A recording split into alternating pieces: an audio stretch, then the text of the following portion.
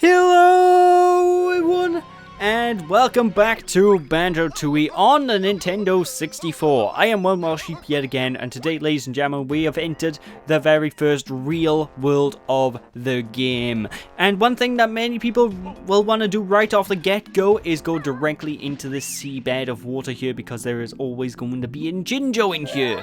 And you are going to be wanting the Jinjos and collecting as many Jinjos as possible, because more Jinjos means more Jiggies means more progress means we can get revenge on that Gruntilda Schlag. You know, ladies and gentlemen.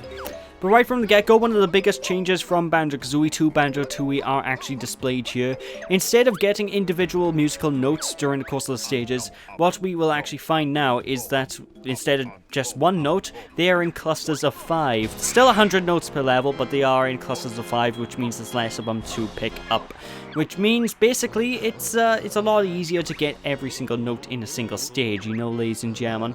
Basically, they streamlined the whole note collecting shindig.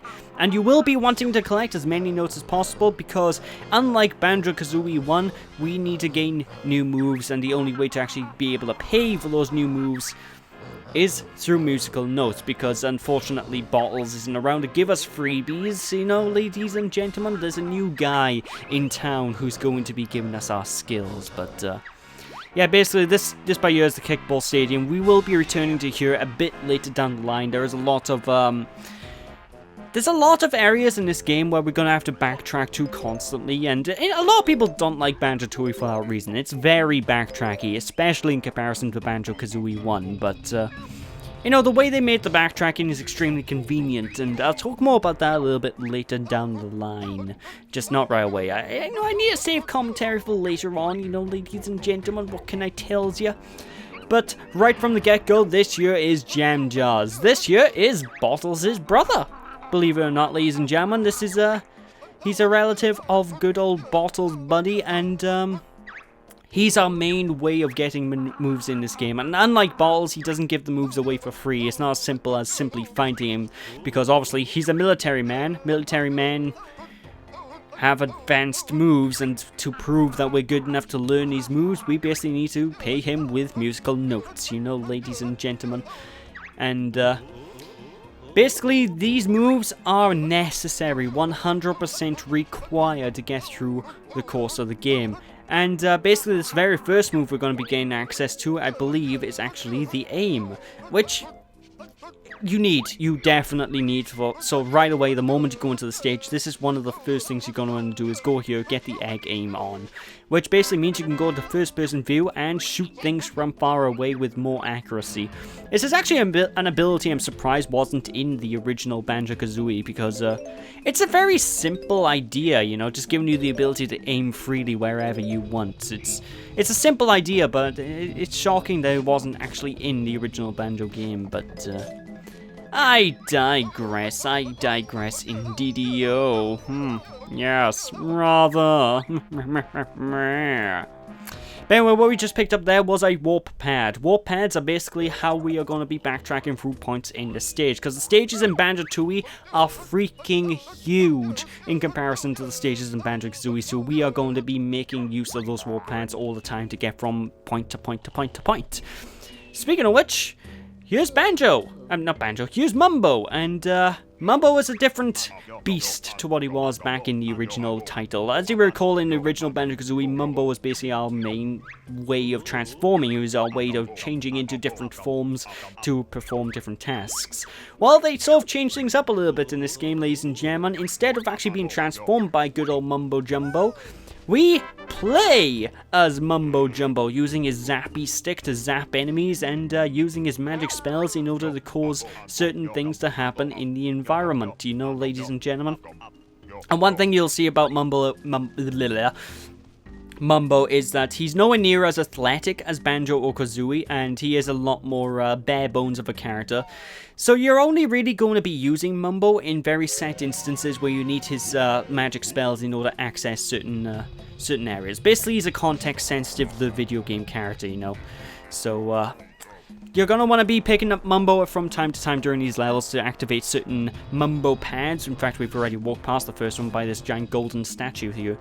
and we'll be using these Mumbo pads in order to access spells, you know, ladies and gentlemen. The first spell of which actually is using this Golden Goliath. Just stand on the pad, press the B button to activate it, and there we are. The Golden Goliath here is, well, basically we need him, otherwise we will not be able to open up the other areas of this first world. We will not be able to go wherever we want, and that's no good. You know, you gotta have freedom in these type of games. So, basically you're an invincible juggernaut and you can kick things and destroy things with little effort. The only problem is, though, this giant Golden Goliath has a time limit, so we only have him for a couple of seconds. I believe it's 80 seconds? I could be wrong. How many seconds pops up? Oh, 75 seconds. Okay, so we only have him for that length of time. So what you want to do first off is go to these doorways. There's two of them basically in total we need to kick down. First go to this one, kick down the sort of dented part, which will open up a tiny hole so Banjo can walk in. You can use it as well to destroy these, like Easter Island head thingies that are shooting darts at us, even though I just ignore them for the most part. And basically, yeah, you just need to destroy the doors and go down here, destroy that boulder to the left as well, because that is hiding a flight pad, and we're gonna need that. We are definitely going to be needing that, ladies and gentlemen. What can I tell ya? What can I tell ya? Indeed. Yes. But one thing I do like about this Golden Goliath is, if you know what you're doing, you can actually get everything you need done with him. Done on the first time round, you don't need to actually constantly resummon him, because when you run out of time, you basically need to resummon him again to use him again, which is, it's a little annoying, but, you know, it's very simple. It's a very simple thing to use. Obviously, it's the first sort of magic spell we're going to be using, so they're not going to make it too challenging, but they give you plenty of time to do what you need to do, you know, folks. Like, just go over here. Be sure to destroy this. It's not necessary to destroy that hole, but trust me, you're going to want to destroy it if you're collecting the Cheeto pages throughout the course of the game, which I'll get into a little bit more detail because I'm not going to be showing that off properly in this part. But trust me, you want that door destroyed. You want that demolished, if you will. And that's an example of his zappy stick. I don't know, I love the zappy stick Mumbo has. Like, Mumbo is a really bare bones character, but he's still extremely fun to control. And that's one of the things I love about this game so much. It got controlled so well. Like, there's that same thing really with Banjo-Kazooie 1. It just controls so damn well. Even the lesser characters feel good to play, you know, and they feel fun to play. And it's one rule of thumb, if you have a platformer and the characters by standard without even challenges are fun to play as, you know you got a good platformer, and this is basically what it is. What can I tell you, ladies and gentlemen? But once you are done with playing as Mumbo, you can just walk back to his chair and he will fall back to sleep, giving the adventure back to Banjo and Kazooie. What can I tell you, ladies and gentlemen? What can I tell you? Indeed. Yes. But one of the things I really do love about Banjo-Kazooie here, well, not Banjo-Kazooie, Banjo Tooie here, is this game is, it's a lot more non-linear compared to Banjo-Kazooie 1. Like, in Banjo-Kazooie 1, yeah, you go on into the stages, you can do things in whatever order you please, but the world in this game is so damn open.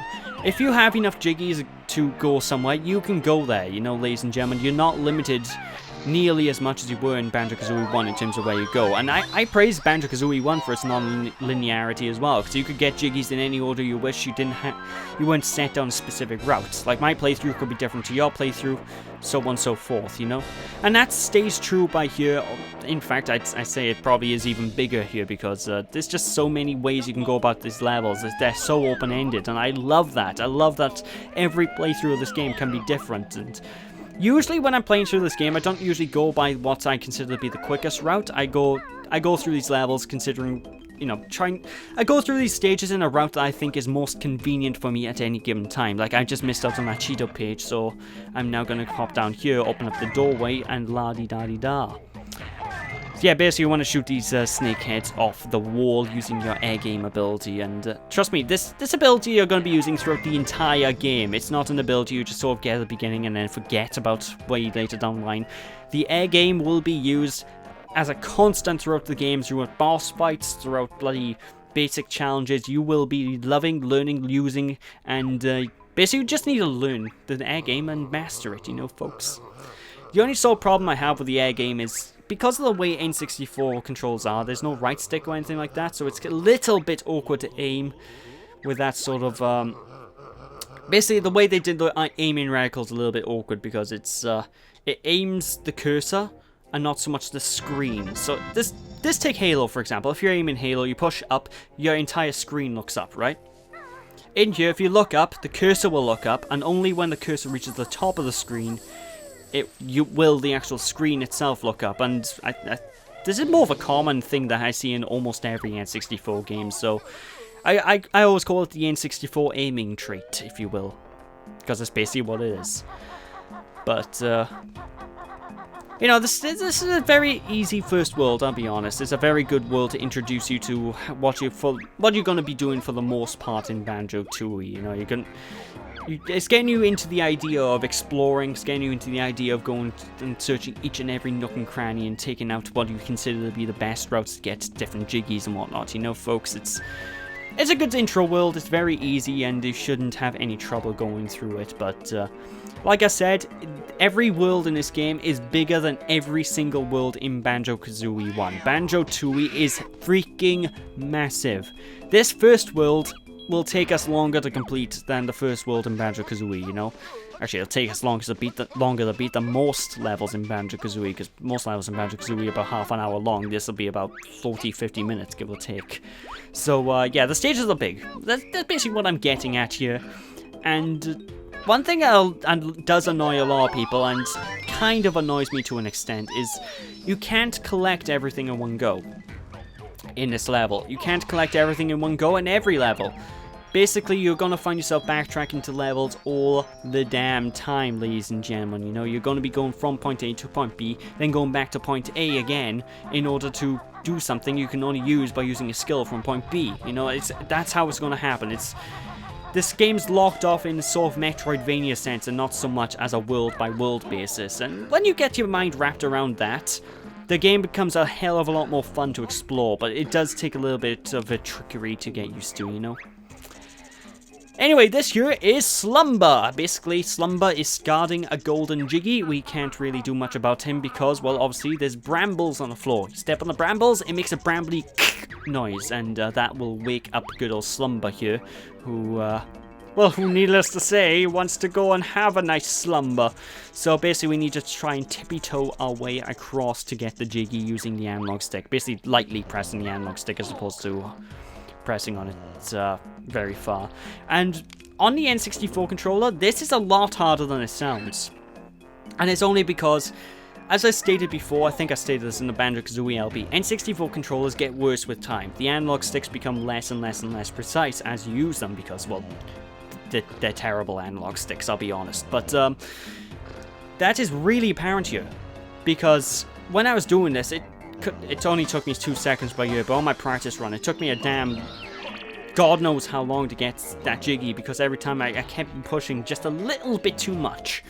And it's a nightmare. And it's not the only time you're going to be using brambles. You know, you have to sneak across brambles. There is another time we're going to be doing, you know, in this world, we're going to be using that ability. And apart from these 2 instances, I don't think you have to use that much. So it's not too big a deal. It's like, I think there's literally like maybe 2, maybe 3 instances in the entire game where you need to sneak. But, you know, the N64 controller is a bit of a nightmare. It is a bit tedious to take care of, what can I tell you? Anyway, this by here is Humber's Wigwam, and every time you want to use Mumbo Jumbo or this new character Humber, you need to pick up one of these global objects, and I'll talk more about that in the next part. So thank you all for watching, hope you all enjoyed, don't be sheepish, and I'll catch you all next time as we continue on with more of Mayhem Temple, the first world of the game. So yeah, thanks for watching, see you later. Bye!